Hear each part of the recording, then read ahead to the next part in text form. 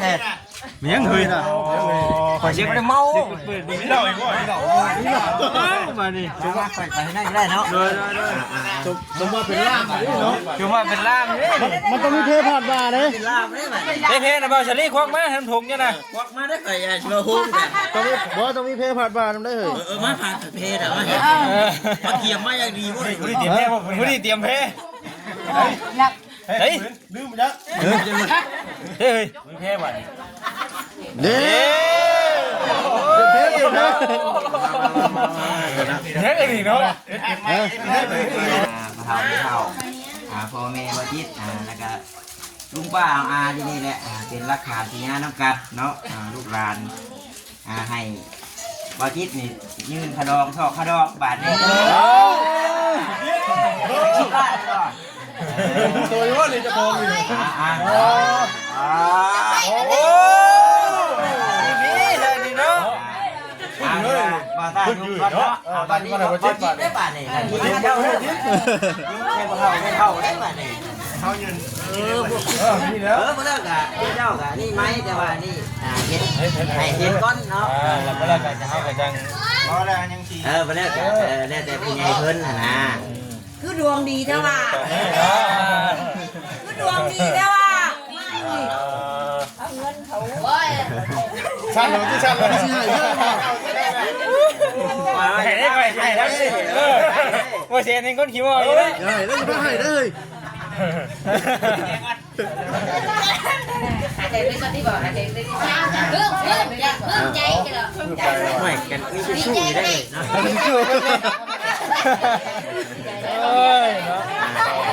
ให้เท่ากันสั่งผ้ากันให้ด้วยเนาะเงินค่าสินสอดฉลองน้ำแน่หนึ่งด้วยเงินยังนี่มาสั่งเงินขดองเจ้าเงินขดองเจ้าเนี่ยเอาไว้10 ล้านเลยเนาะตอนนี้ไปไม่ได้อะไ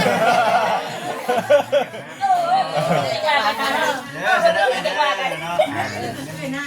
ไอ้ดีเป็นบอกไอ้ดียังหวานใจยังเนาะยังหวานใจยิงด้วยจะไม่นะยังจะทำกูแล้วบ่ยังจะทำกูแล้ว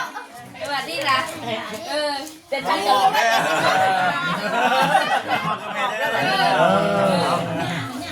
นเนาะเดี๋ยวมาได้ที่บอกเพราะว่าบ่จิตว่ายังติดหนี้ของเขา10 ล้านเนาะโต10 ล้านนี่ทางบอต้าเนาะได้เป็นสะพานบุญให้ทั้งอ้ายเพิ่นมามอบให้เนาะของขวัญวันเกิดแล้วก็ให้มาถอกกระดองเมียพี่น้องเนาะก็ถือว่าลงไว้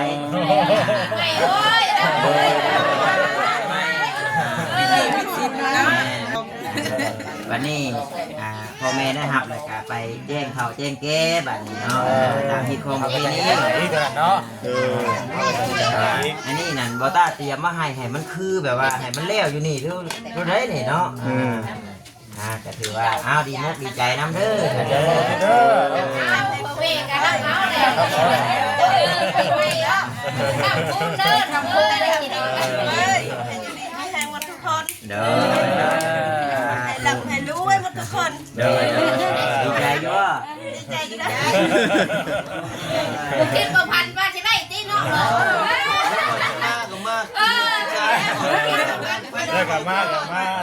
มากินข้าวปีใหม่ปีใหม่นะไม่ได้เนาะเป็นได้ว่าจิตจะไปทั้งหมดจิตจะไปทั้งเนาะไปเถ่าเลยเดี๋ยวไปคน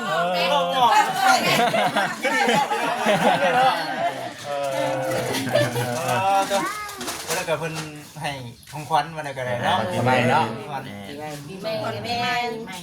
ช่วยทั้งอันนี้แน่เนาะค่าสินสอดค่ารองมีแต่ว่าต้องทำกับแก้วทำหาได้หันเก็บใส่อันอื่นเนาะเด็กใจเพื่อนเงี้ยเนี่ยแล้วชุดจะได้โดนแล้วก็ชุดเดียวกันเลยทำให้เพื่อนกันน้ำดอกได้ให้ฮักเลยน้องเลยเนาะก็คือสิวคู่กันอยู่ดอกเป็นเจ้าเมื่อแล้วก็เมื่อแจ้งพอแจ้งต้องแจ้งน้ำหนักการปกครองเลยก็จะมากันอีกเทื่อเนาะอาจารย์กันนะคือห่วยสิบนับเนี่ยว่าเหยหรือว่าบอต้ารักใส่น้ำมันให้ลูก กับว่าให้เนี่ย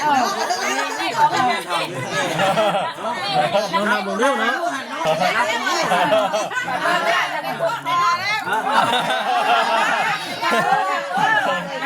น้ำมึงรู้ฮะไม่ใช่หรอก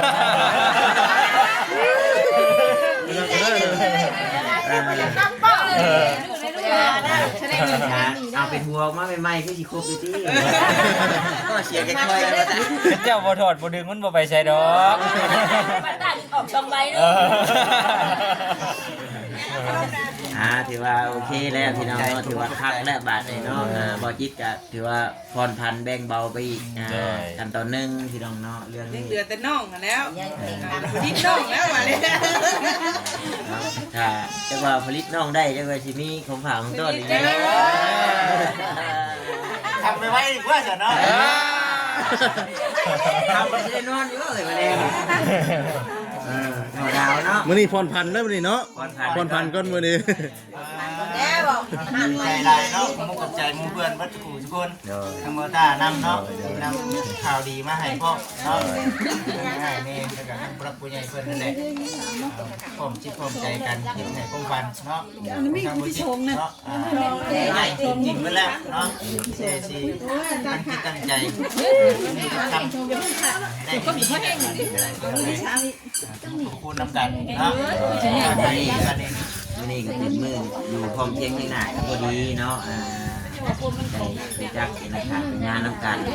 เนาะวันนี้ก็เบาๆให้เรื่องเขา ให้เบาว้าว บอตลอดอยู่ เบาตลอดนะเบานะ ตลอดเนาะ นักกับผมไม่ก้อนเนาะผมนี่นะผมไม่ก้อนได้เหรอ ผมเป็นตอนยากดอกเนาะคิดได้หาได้ก็คอยแจ้งไปแบ่งกันพี่น้องเลยเนาะก็ยกว่าหัวกันคือดอกเนาะ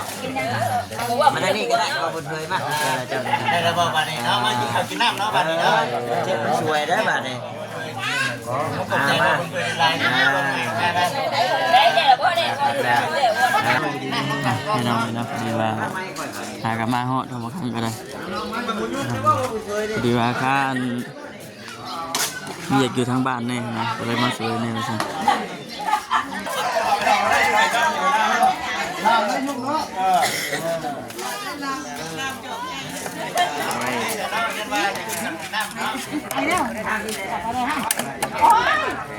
อันว่าตอนนี้บัดนี้